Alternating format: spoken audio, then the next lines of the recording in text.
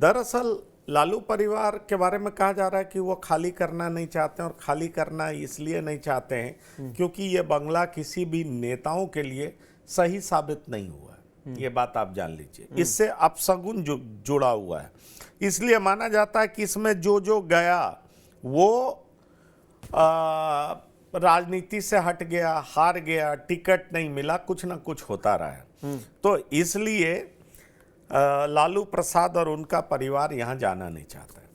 कहने को तो ये कहा जा रहा है कि 10 सर्कुलर रोड को इस तरीके से बनाया गया है कि जैसे जिसकी जो सहूलियत रही उस हिसाब से उसको तैयार किया गया है। और 10 सर्कुलर रोड को माना जाता है कि आरजेडी का एक महत्वपूर्ण मकान है, माफ करिएगा, जिसको लेकर के लालू प्रसाद को लगता है कि इसको छोड़ना ठीक नहीं है। लेकिन अगर आप देखेंगे कि भाई कौन कौन लोग 39 हार्डिंगे रोड में रहे और उसके बाद उनकी हैसियत क्या हुई। बीजेपी के बड़े दिग्गज नेता चंद्रमोहन राय होते थे, स्वास्थ्य मंत्री भी रहे थे, और हुआ क्या कि भाई वो पॉलिटिक्स से ही गायब हो गए। पश्चिम चंपारण की रामनगर सीट से 4 बार और चनपटिया से 1 बार विधायक रहे, 2 बार मंत्री रहे। 2005 में स्वास्थ्य मंत्री बने, 2010 में पीएचईडी मंत्री बने, 2010 में इनको 39 हार्डिंगे रोड में एक घर दे दिया गया, और उसके बाद से उनको टिकट भी नहीं मिला, और इनका टिकट 2015 के चुनाव में बीजेपी ने काट दिया, और फिर ये पॉलिटिक्स से गायब हो गए। तो समझिए कि राजनीति से इन्होंने एक तरीके से अपने आप को किनारा कर लिया। बड़े रेपुटेड लीडर थे, उनकी ईमानदारी की चर्चा होती थी। जरा ये सोचिए कि जो 4 बार रामनगर से 1 बार चनपटिया से जीता हो, और 2010 में जीतने के बाद जिसको 39 हार्डिंगे रोड मिलता हो, और उसके बाद 2015 में उनका टिकट काट दिया जाए, तो ये अपशगुन नहीं तो और क्या माना जाएगा। तो पहला नाम उनका आता है। फिर आ जाइए मदन मोहन झा, किसी तरीके से राजनीति में बने हुए, जबकि कांग्रेस के दिग्गज नेता हैं। दरभंगा जिले के मनीगाछी सीट से 2 बार विधायक रहे, और विधान परिषद में दूसरी पारी खेल रहे।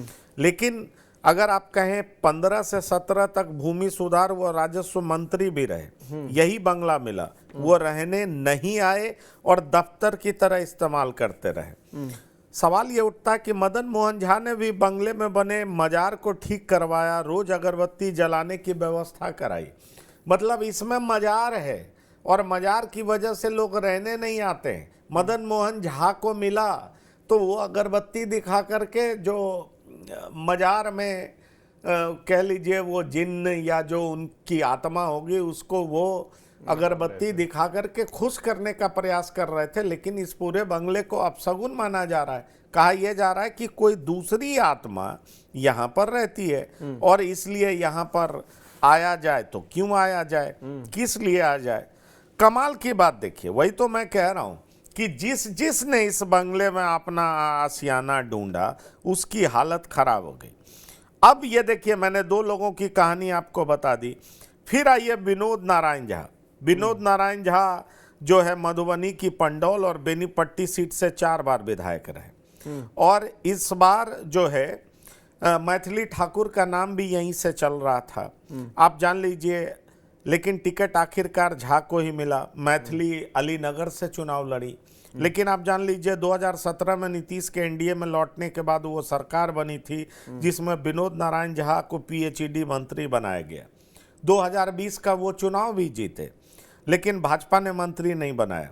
इस बार भी विधानसभा पहुंचे बीजेपी के गिने चुने पुराने विधायकों में वो भी शामिल हैं। तो सवाल उठता है कि ये बंगलो जिससे कनेक्टेड रहा किसी न किसी तरीके से, वो राजनीति में हाशिए में चला गया, राजनीति से किनारा कर लिया, मंत्री बना तो दोबारा मंत्री बन नहीं पा रहा है, और जो कोई इक्का दुक्का ने संपर्क भी रखा तो वो मजार पे धूप बत्ती अगरबत्ती दिखाता रहा। अब आ जाइए रामसूरत राय। रामसूरत राय की कहानी किसी से छिपी नहीं है। पिछली सरकार में मंत्री थे, इस बार उनका टिकट काट दिया गया। आपको याद होगा रामसूरत राय ही वो मंत्री थे बीजेपी के, एनडीए की सरकार थी, इन्होंने कई सारे सर्किल ऑफिसर सीओज का ट्रांसफर कर दिया था। नीतीश कुमार के ऑफिस ने सारे ट्रांसफर को निरस्त कर दिया और इनकी एक नहीं चली। एक मंत्री के लिए बड़ा ही प्रतिष्ठा का सवाल था, लेकिन सवाल उठता उनकी राजनीतिक हैसियत नीतीश कुमार से कम थी। नीतीश कुमार की सरकार में वो मंत्री थे और इस बार तो उनको टिकट भी नहीं मिला। अब आ जाइए आरजेडी से ही शमीम अहमद है, 39 हाडिंगे रोड के आखिरी निवासी कहे जाते हैं। और उसके बाद क्या हुआ, पूर्वी चंपारण के नरकटिया सीट से लगातार 2 बार चुनाव जीते शमीम अहमद को लालू यादव ने तेजस्वी यादव, जो अगर आप कहिए तो ये पूर्वी चंपारण की नरकटिया सीट से जीते थे। 2022 में मंत्री भी बनाया गया था, कानून मंत्री बने, उससे पहले गन्ना मंत्री बने, सरकार जब तक चली तब तक मंत्री रहे और इस चुनाव में उनको चुनाव लड़ाया गया तो महज 1400 वोट से हार गए।